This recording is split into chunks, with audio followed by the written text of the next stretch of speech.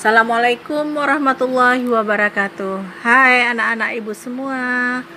Kali ini kita berjumpa lagi untuk membahas tentang sifat koligatif larutan. Sifat koligatif larutan adalah sifat yang tergantung pada jumlah partikel zat terlarut. Sifat koligatif yang pertama adalah penurunan tekanan uap. Pada gambar terlihat dua buah wadah yang berisi dua buah larutan yang berbeda. Yang pertama adalah pelarut murni dan yang kedua adalah larutan. Pelarut murni, partikel-partikelnya akan mudah menguap tanpa ada kendala. Sedangkan pada gambar kedua, partikel pelarut akan sukar menguap karena adanya zat terlarut. Dari gambar tersebut dapat kita pahami bahwa adanya partikel zat terlarut akan menghambat partikel pelarut untuk menguap. Ini berarti makin tinggi konsentrasi zat terlarut, makin sedikit partikel pelarut yang menguap. Dan tekanan uap larutan akan turun. Inilah yang dikenal dengan penurunan tekanan uap larutan. Sifat koligatif larutan yang kedua adalah kenaikan titik didih. Di sini kita akan membahas dulu apa itu titik didih.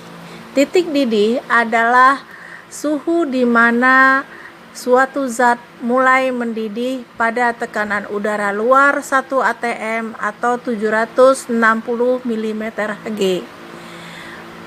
Setiap pelarut memiliki harga titik didih tertentu dan larutan juga memiliki harga titik didih tertentu.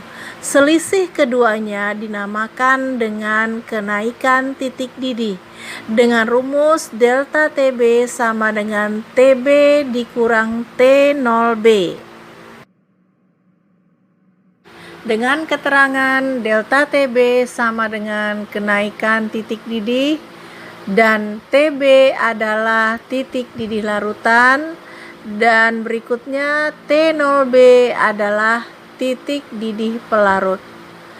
Seperti kita ketahui bahwa titik didih larutan atau TB lebih besar daripada titik didih pelarut atau T0B. Sifat koligatif yang ketiga adalah penurunan titik beku. Titik beku adalah suhu di mana terjadi perubahan wujud dari zat cair menjadi zat padat pada nilai tekanan tertentu. Titik beku pelarut dilambangkan dengan T0F dan titik beku larutan dilambangkan dengan TF, di mana titik beku pelarut lebih tinggi daripada titik beku larutan. Atau dengan kata lain, titik beku larutan lebih rendah daripada titik beku pelarut.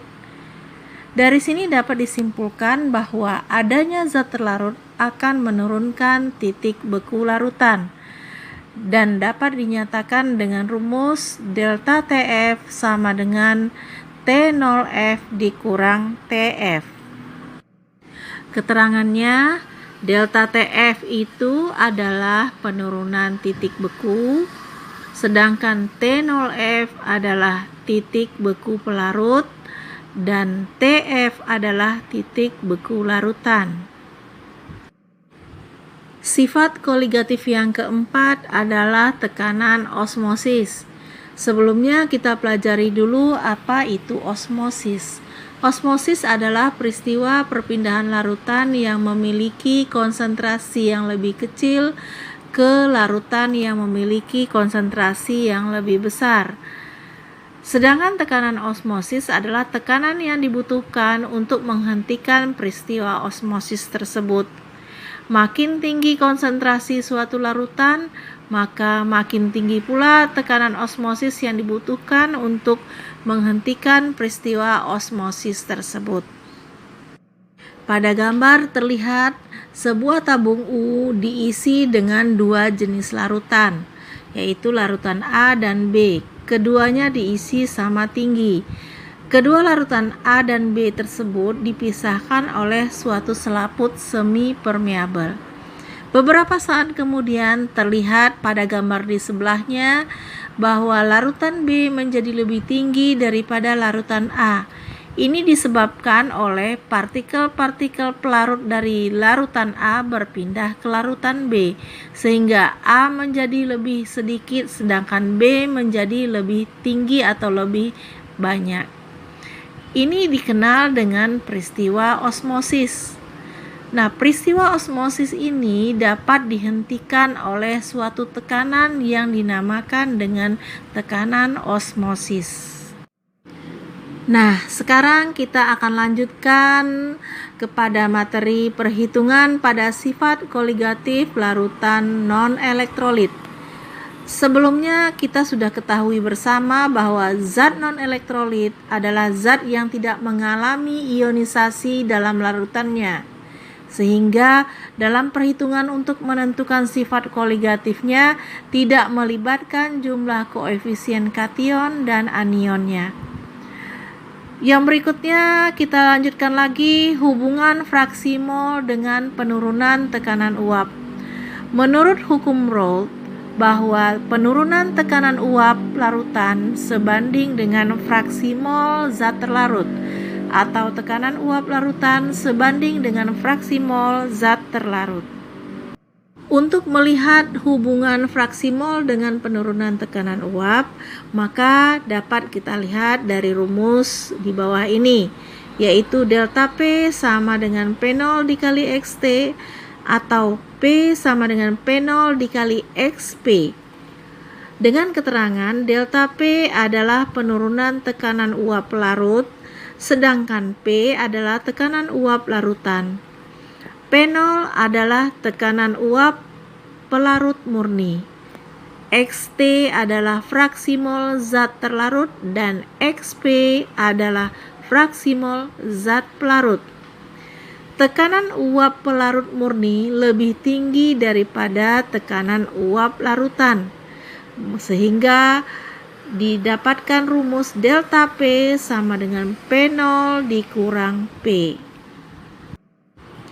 Nah, selanjutnya kita akan mempelajari hubungan kemolalan dengan penurunan titik beku. Hubungan keduanya dapat dinyatakan dengan rumus delta TF sama dengan KF dikali M.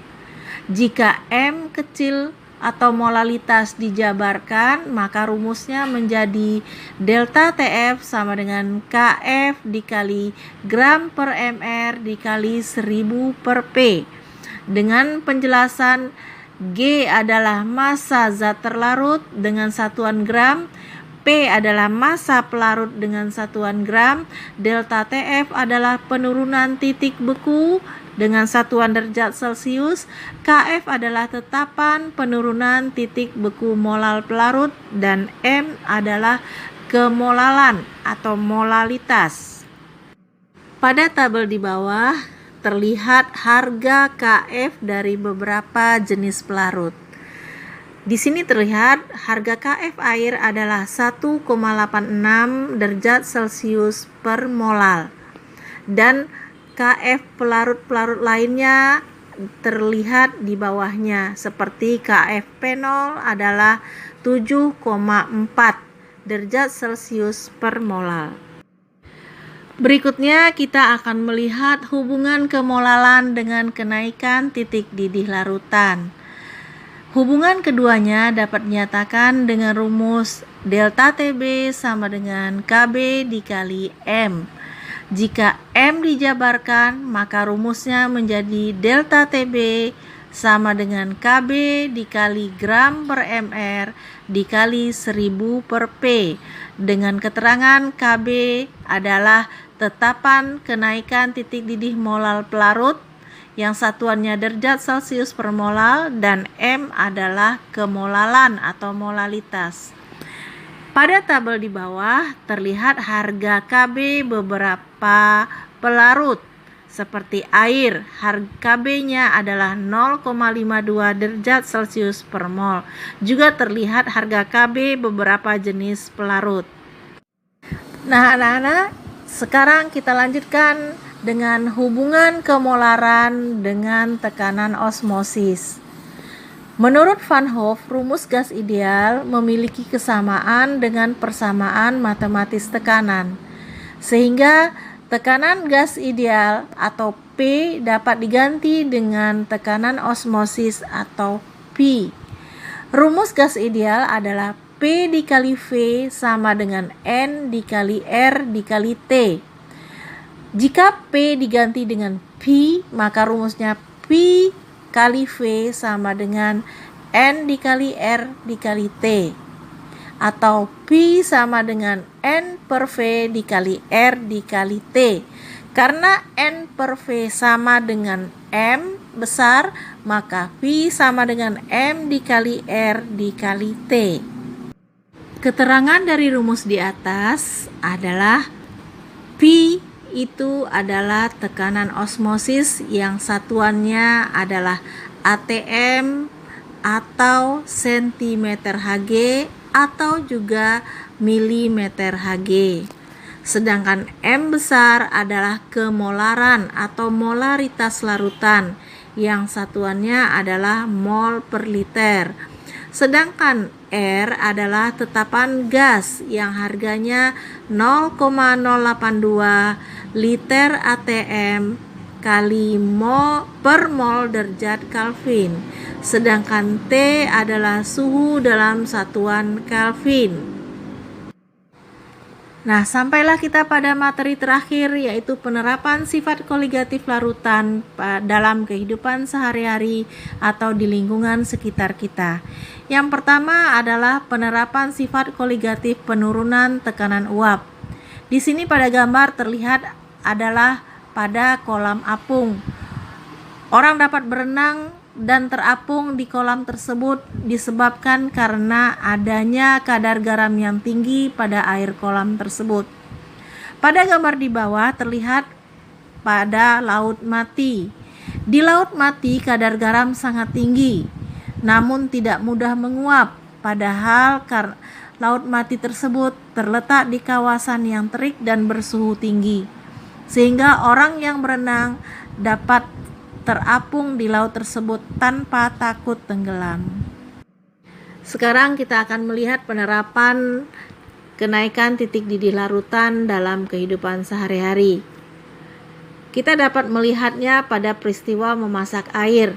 Jika air dimasak dengan jumlah tertentu, maka dia akan mendidih seperti biasanya pada suhu 100 derajat Celcius.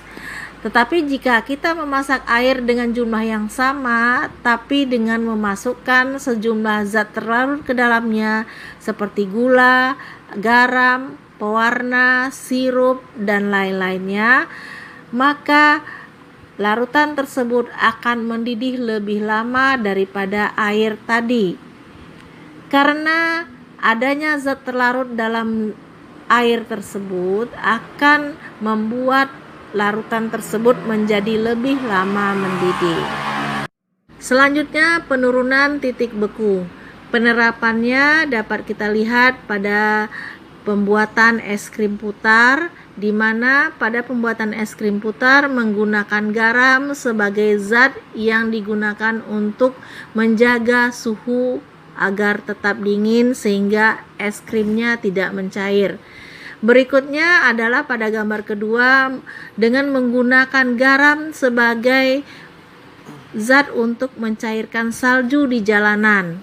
Yang ketiga adalah penggunaan cairan anti beku pada radiator mobil. Nah, ketiga ini merupakan contoh sederhana dari penerapan penurunan titik beku dalam kehidupan sehari-hari. Yang terakhir adalah penerapan tekanan osmotik dalam kehidupan sehari-hari. Di sini kita lihat yang pertama pada proses cuci darah bagi penderita gagal ginjal. Proses pencucian darah menggunakan prinsip tekanan osmotik. Contoh yang kedua adalah pada pembuatan ikan asin atau pada proses pengawetan bahan makanan. Proses pembuatan ikan asin juga menggunakan prinsip tekanan osmotik. Sedangkan contoh yang ketiga adalah proses desalinasi air laut, yaitu proses merubah air laut yang asin menjadi tawar. Nah, ini merupakan proses osmosis balik. Nah, anak-anak ibu semua, demikianlah penjelasan tentang materi sifat kualitatif larutan. Semoga apa yang sudah dijelaskan dapat kalian pahami, dan insya Allah kita akan berjumpa lagi pada materi-materi yang berikutnya. Sampai jumpa. Assalamualaikum warahmatullahi wabarakatuh.